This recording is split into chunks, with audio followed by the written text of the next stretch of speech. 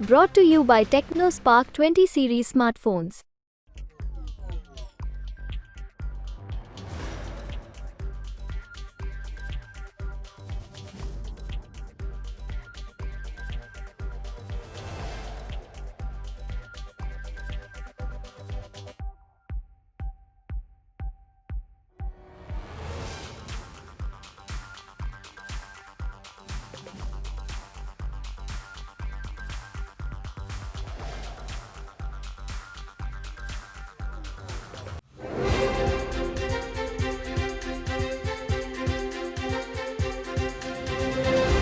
CR પાટીલે પણ અગાઉ એવું કહ્યું હતું કે હવે આપણે બધાએ ભાજપને બહુમતીથી જે પણ ઉમેદવાર છે તેને કઈ રીતના જીતાડી શકાય તેને લઈ અને હવે આગળની રણનીતિ સાથે ચાલવાનું છે. માટે કોઈ પણ ઉમેદવાર હોય, કોઈ પણ કાર્યકર્તા હોય, કોઈ પણ હોદ્દેદાર હોય તેણે હવે શાંત કે ઉગ્ર થવાની જરૂર નથી.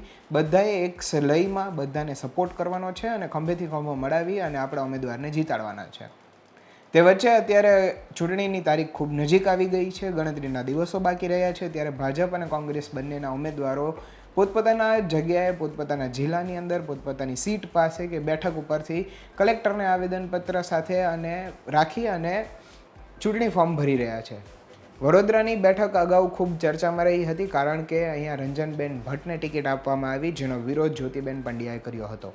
એ બાદ હવે ભાજપે નવું નામ ઉતાર્યું, હેમાંગ જોશી. ડૉક્ટર હેમાંગ જોશી અગાઉ એક વખત ભણવા માટે ખાલી વડોદરા આવે છે, ભાજપમાં જોડાય છે અને હવે તેમને આજે પોતાનું દાવેદારી પત્ર પણ ભરી દીધું છે. અને ઉમેદવારી પત્ર ભર્યા પહેલાં તેઓ હનુમાનજીના મંદિરે ગયા હતા. તેઓનું કહેવું છે કે આ હનુમાનજી ઉપર મને 2 દાયકાથી પણ વધારે આશા હતી અને એક શ્રદ્ધા પણ છે કે જેઓ મન જીતાડવાના છે. એ સાથે જ તેમણે નવી રીતના આપણી પારંપરિક ગતિ જે રીત છે તેને લઈ અને કોઈ પણ ગાડી કે કોઈ પણ બાઇક વગર પગપાળા તેઓ કલેક્ટર ઓફિસ ગયા હતા અને પોતાનું ઉમેદવારી પત્ર ભર્યું હતું. શું કહ્યું હતું હેમાંગ જોશીએ, આવો સાંભળીએ.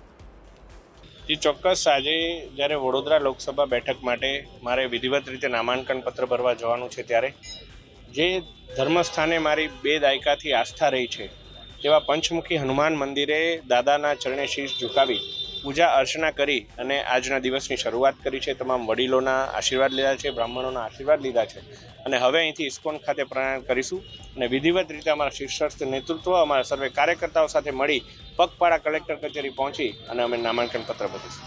આગળની રણનીતિ શું હશે? વડોદરા માટે કયા પ્રકારના કાર્ય કરશો? એ ચોક્કસ વડોદરાની અંદર આપણા હાલના સાંસદ શ્રીમતી રંજનબેન ભટ્ટ દ્વારા ઘણી સારી વિકાસની સુવિધાઓ ઉપલબ્ધ કરવામાં આવી છે. એ જ સુવિધાઓને કઈ રીતે હવે આગળ વધારી શકાય, સાથે સાથે education, health, road infrastructure, air infrastructure, rail infrastructure અને તમામ એવી સુવિધાઓ જેનાથી એમ્પ્લોય ફ્રેન્ડલી વડોદરા બને, એવી ઇકોસિસ્ટમ ક્રિએટ થાય, એ માટેના તમામ પ્રયાસો કરવામાં આવશે. વડોદરાની અંદર કલ્ચર અને હેરિટેજ કઈ રીતે વધારે ફૂલે ફાલે એ માટેના પણ તમામ પ્રયાસો કરવામાં આવશે. બિલકુલ, જે રીતના રાજકોટના ઉમેદવાર છે પરસોત્તમ રૂપાલા, તેમને લઈને વડોદરામાં ક્ષત્રિય સમાજ નારાજ છે ભાજપથી. કેટલો ફરક પડશે? અને કોંગ્રેસના જે ઉમેદવાર છે તે પણ ક્ષત્રિય છે.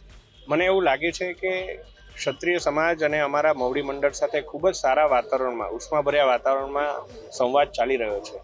અને જે પ્રકારે સંવાદ ચાલી રહ્યો છે, ક્ષત્રિય સમાજને આપણે ઓળખીએ છીએ. ક્ષત્રિય સમાજે ગુજરાતની અસ્મિતા બચાવવા માટે હર હંમેશ પ્રયત્ન કર્યા છે. ક્ષત્રિય સમાજે ભારતની અસ્મિતા બચાવવા માટે હર હંમેશ પ્રયત્ન કર્યા છે.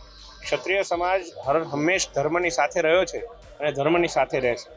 આ વડોદરાની મહત્વની બેઠક છે જ્યાં નરેન્દ્ર મોદી પણ આ સીટ પરથી લડી ચૂક્યા છે અને એ સીટ પરથી હવે તમે લડો છો, કેટલી લીડ મળશે? આદરણીય પ્રદેશ અધ્યક્ષ શ્રીમાન CR પાટીલ સાહેબે બુથ સંમેલનની અંદર અમને સૌને એ બાબતનો એક અમને રિયલાઇઝ કરાવ્યું કે વડોદરાની અંદર એટલી ક્ષમતા છે કે વડોદરાની બેઠક 10 લાખની પણ લીડ પ્રાપ્ત કરી શકે છે. અને કઈ રીતે પ્રાપ્ત થાય એ માટેના એક પ્રેક્ટિકલ અમને સુઝાવ પણ આપ્યા. એ જે માર્ગદર્શિકા છે એને અનુસરી અને મારા સહિત તમામ કાર્યકર્તાઓ એ બાબતે વિનમ્ર પ્રયાસ કરશે અને વડોદરાની બેઠક જંગી બહુમતીથી નરેન્દ્રભાઈ મોદીજીને અમે અર્પણ કરી શકીએ એ માટે અમે કાર્યરત છીએ. હાલ તો ડૉક્ટર હેમાંગ જોશીના આ નિવેદનથી એવું લાગે છે કે પરસોત્તમ રૂપાલાનો જે રાજકોટમાં વિવાદ છે તે ભાજપ ક્યાંક ને ક્યાંક શાંત કરી દેવાનું છે.